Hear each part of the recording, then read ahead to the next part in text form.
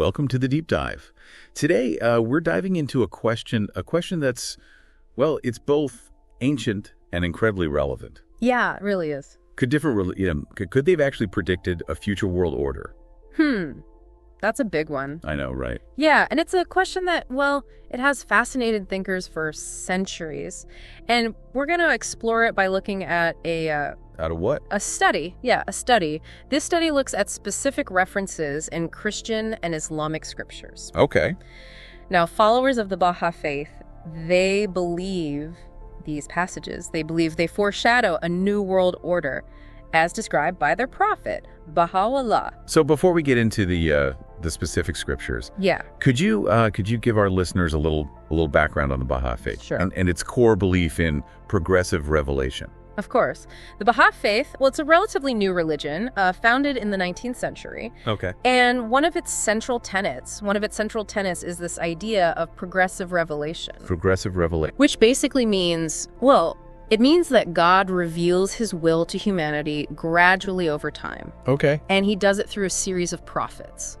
So kind of. Each prophet builds upon the teachings of those who came before, Okay. revealing new truths and guidance. Mhm. Guidance that's appropriate for the needs of the age. I see. Think of it like building a house. Okay. Each prophet, he lays a new brick, Right. adding to the structure, making it strong. Okay. I see the analogy. So for Baha'is, Baha'u'lláh is the most recent prophet in this long line, and he brought teachings about a future world order.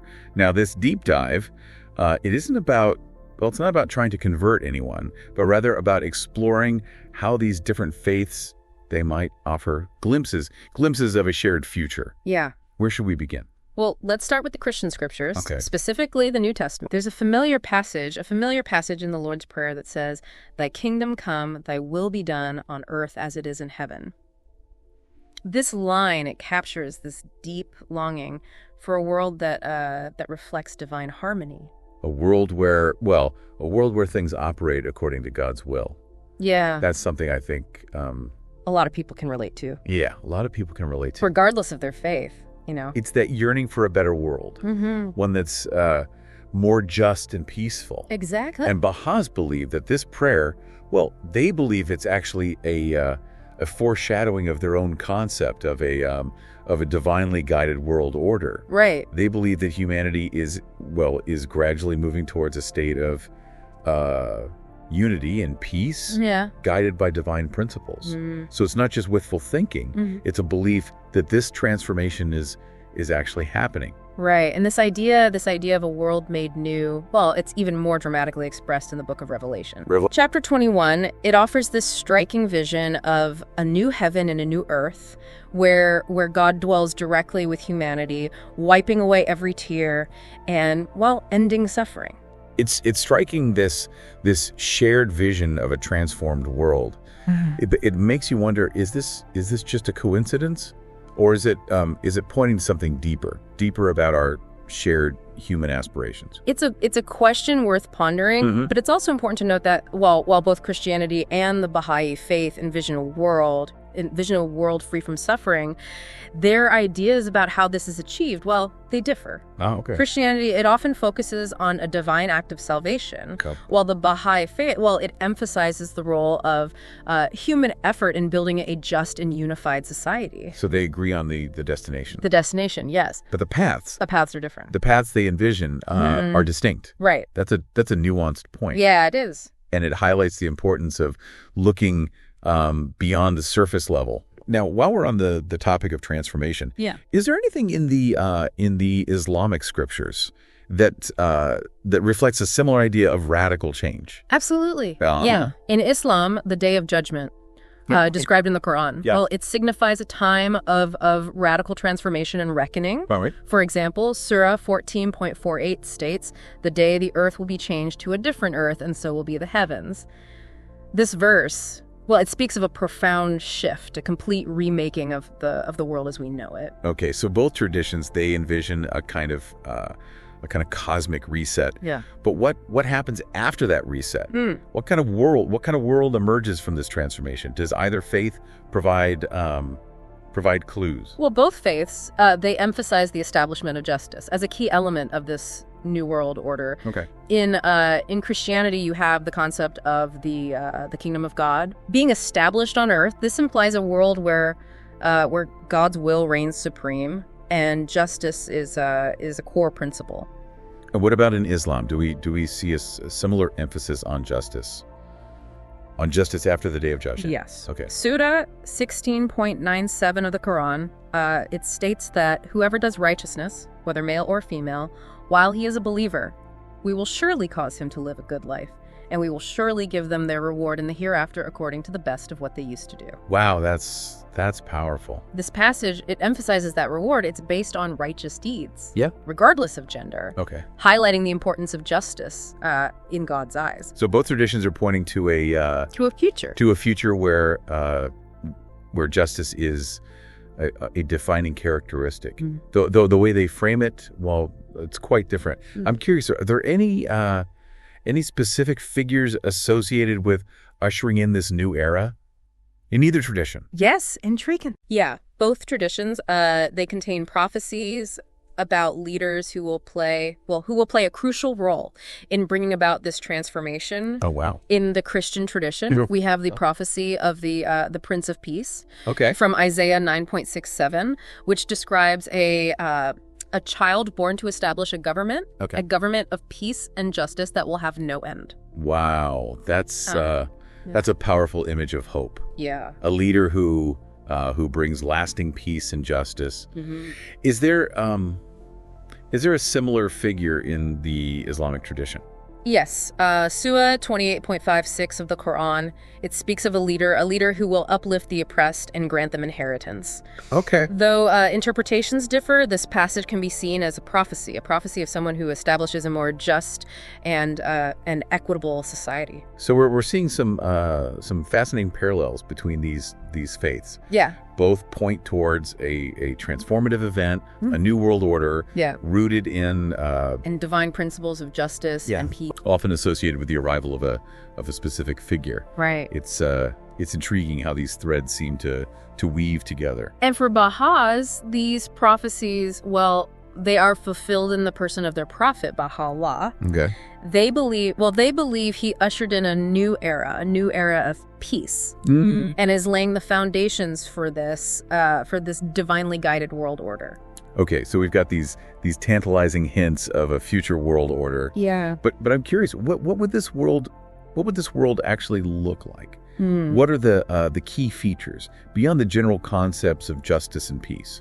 Well, the concept of unity, it's paramount in many of these prophecies. Right. Think back to the Christian idea of the kingdom of God and the vision of a new heaven and new earth in Revelation. Mm-hmm. Both point towards a state where humanity is no longer divided by things like nationality, race, or even religion. And we see echoes of that in Islam as well, right? Yeah. The Day of Judgment, well, it could be interpreted as a wiping away of old divisions, making way for a new order. Precisely. Old systems and structures are replaced with a new reality. Based on divine principles and the Bahá'í Faith.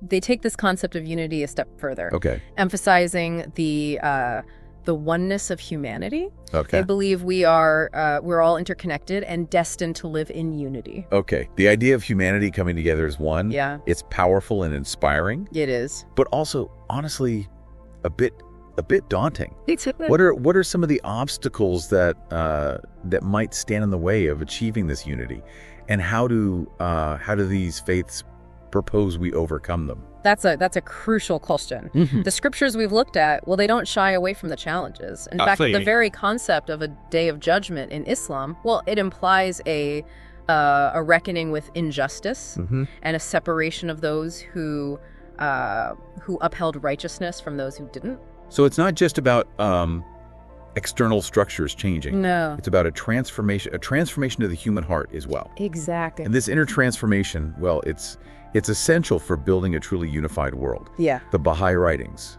for instance. Yeah. They talk about the need to eliminate prejudice.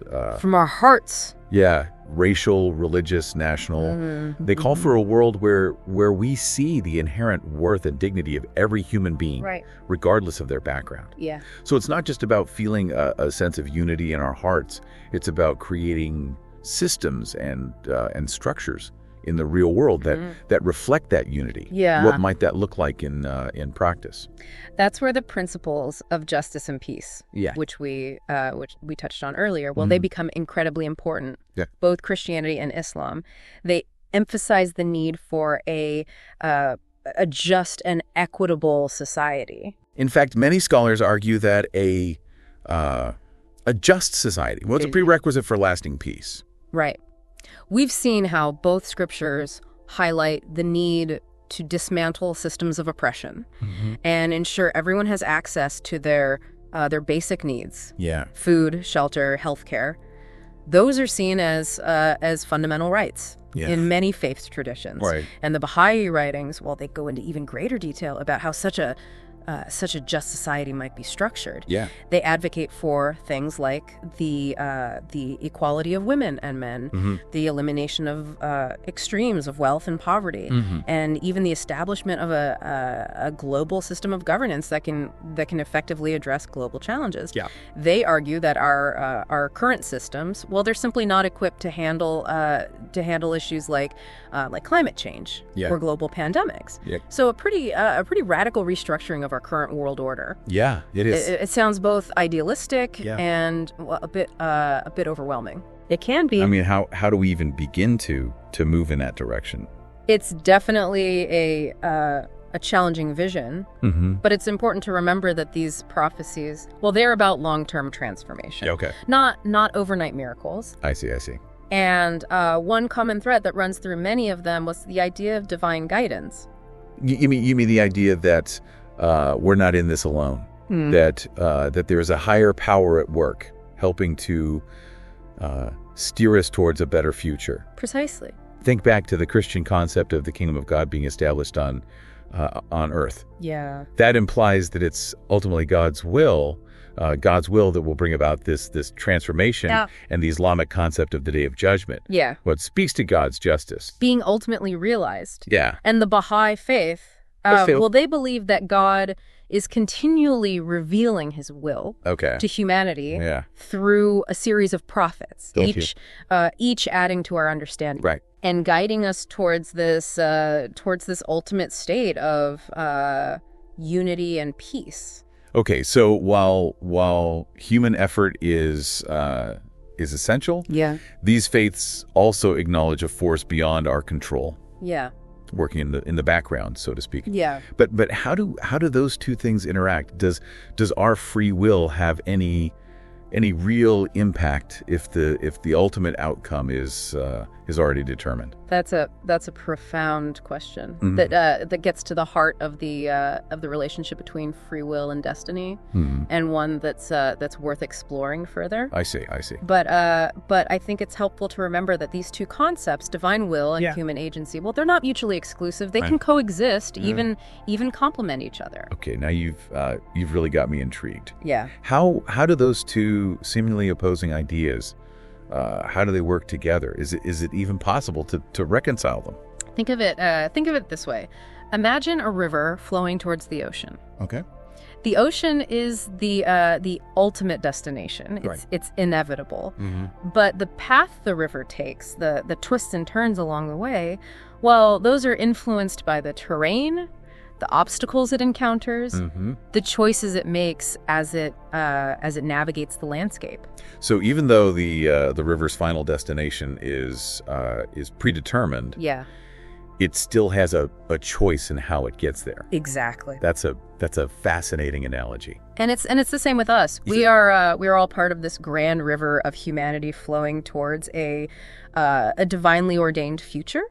But the choices we make, the actions we take, they influence the shape of that river. Yeah. The speed at which it flows, the experiences we have along the way. So our choices matter. Yeah. Not necessarily in changing the ultimate destination. Right. But in shaping the journey, influencing the world we create along the way. That's a really empowering thought. It is. And this is where the concept of of co-creation comes in. Yeah. The Baha'i writings often speak of humanity as being partners with God in the process of building this new world order. Yeah. We are we're not passive passengers, but active participants in shaping our collective destiny. Yeah. I love that the idea of humanity partnering with God to bring about a better future. Yeah. It reminds me of that quote from Gandhi. Oh, yeah. God expects us to do something about the injustice we see. That's a good one. Exactly. We have a responsibility to act, to use our free will to align ourselves with this divine purpose, to contribute our part to the process. Our actions matter. Yeah. Not just for ourselves, but for the world around us. So even though there's this sense of inevitability about this transformation, we can't just sit back and wait for it to happen. Yeah. We have to be actively engaged in creating it. Yes. And that brings us to another crucial question. Yeah. If we're supposed to be these active participants, these co-creators, then what exactly are we supposed to be doing? What are the specific actions that can help move us in the direction of this world order? That's a great question. Yeah. And I think it deserves its own what? Its own deep dive. Its own deep dive. But for now, I want to thank you for taking us on this fascinating journey through these different prophecies. Yeah, it's been great. It's given me a lot to think about. Yeah, really has. It's been a pleasure. Yeah, thanks again for being here. And remember, the future. The future is not something that happens to us. Good.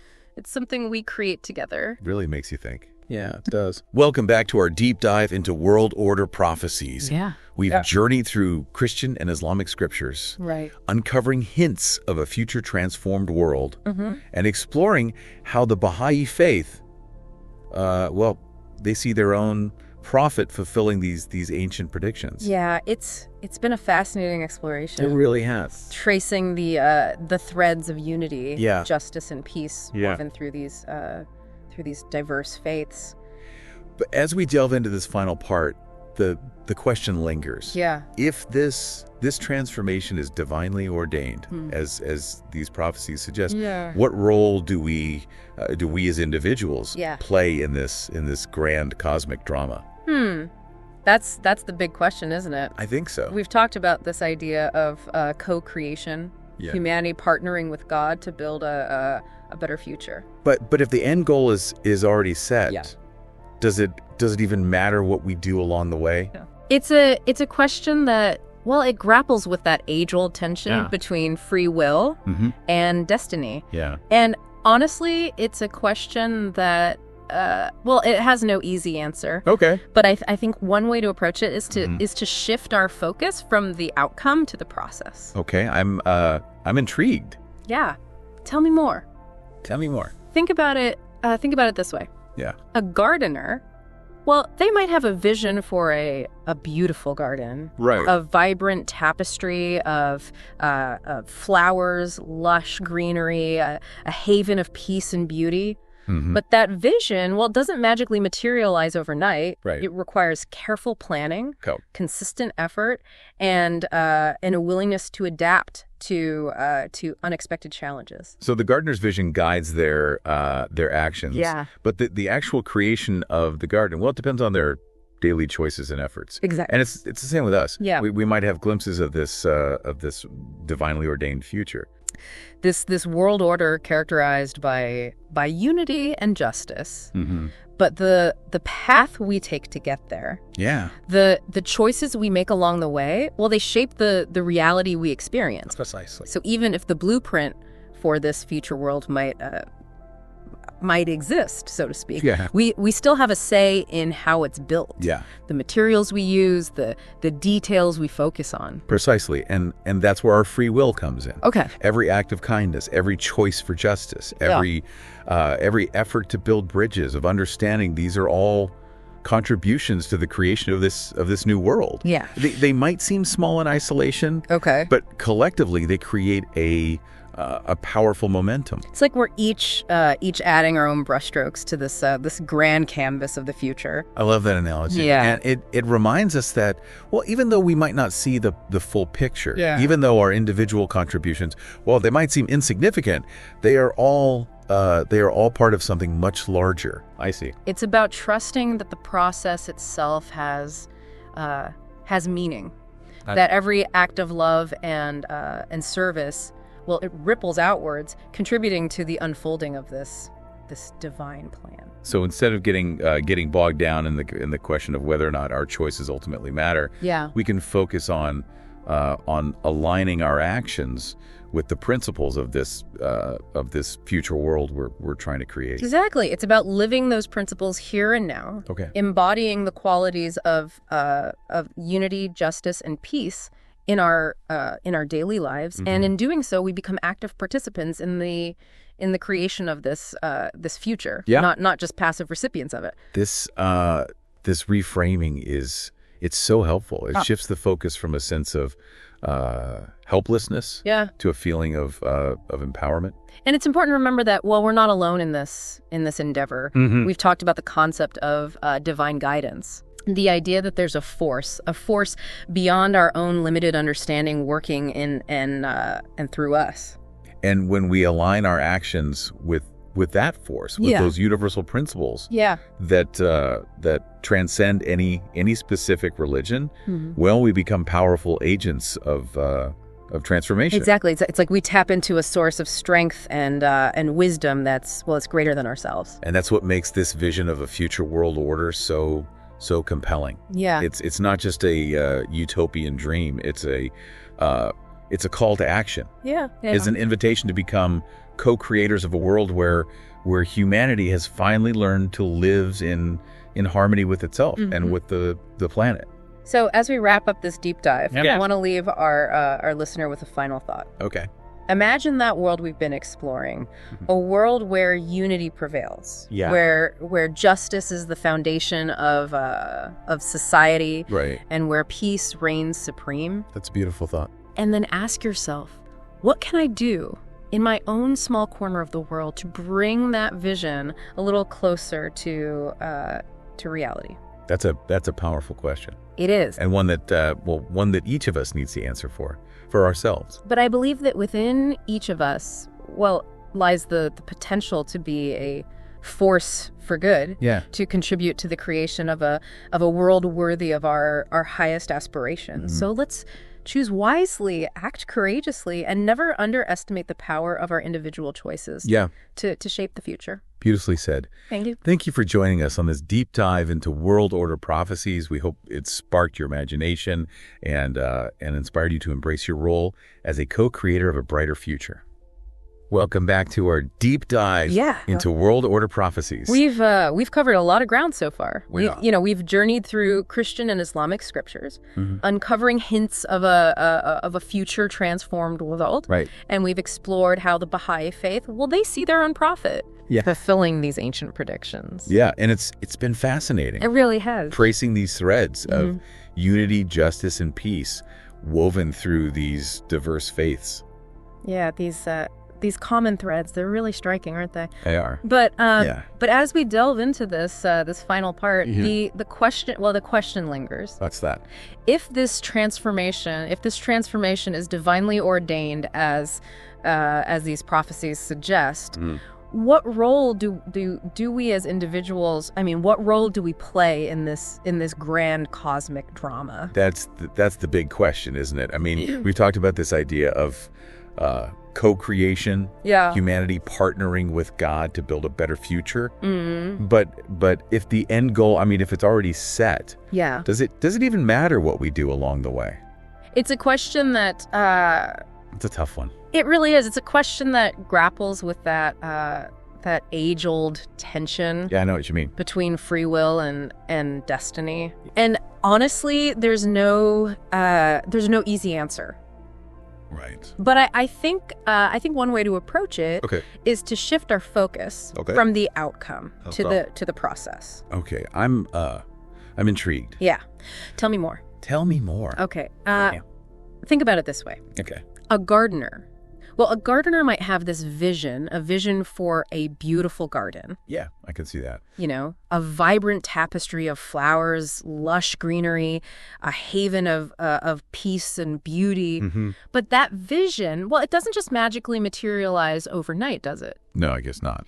It requires careful planning, consistent effort, and a willingness to adapt. Yeah. To adapt to those unexpected challenges. So the gardener's vision, it guides their actions. Yeah. But the actual creation of the garden it depends on their daily choices and efforts. Exactly. And isn't it kind of the same with us? I think so. We might have these glimpses of this divinely ordained future, this world order characterized by unity and justice. Yeah.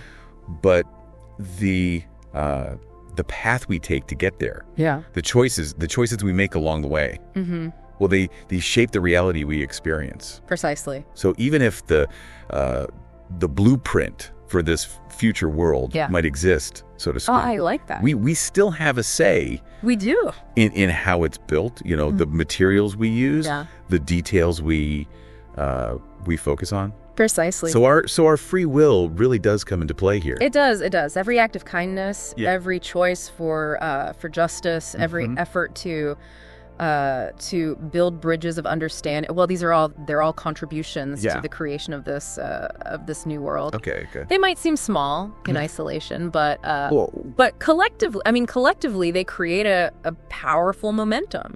It's like we're each adding our own brushstrokes to this grand canvas of the future. Yeah, I love that analogy. Yeah. It reminds us that even though we might not see the full picture, right, even though our individual contributions might seem, well, insignificant, they're all part of something much larger. Okay. It's about trusting that the process itself, well, it has meaning. Okay. That every act of love and service, well, it ripples outwards, contributing to the unfolding of this divine plan. So instead of getting bogged down in that question of whether or not our choices ultimately matter, we can focus on aligning our actions with the principles of this future world we're trying to create. Exactly. It's about living those principles here and now. In the present.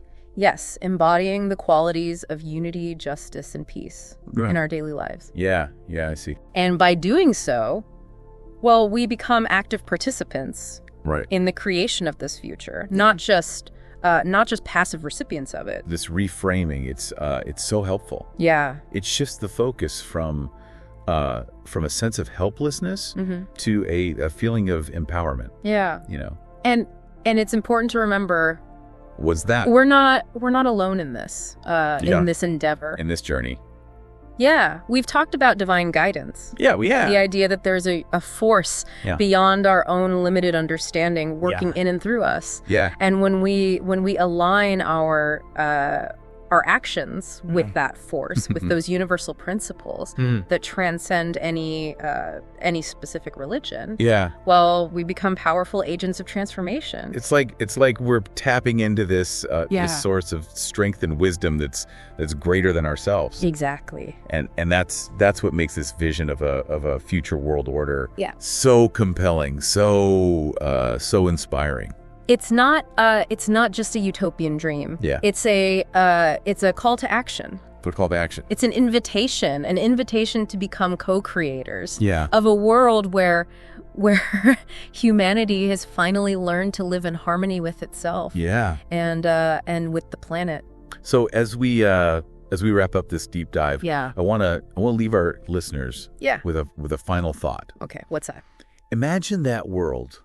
Imagine that world we've been exploring, a world where unity prevails, where justice is the very foundation of society, and where peace reigns supreme. It's beautiful. And then ask yourself, what can I do in my own small corner of the world to bring that vision? To bring it just a little closer to reality. That's a powerful question. Yeah. And it's one that each of us needs to answer for ourselves.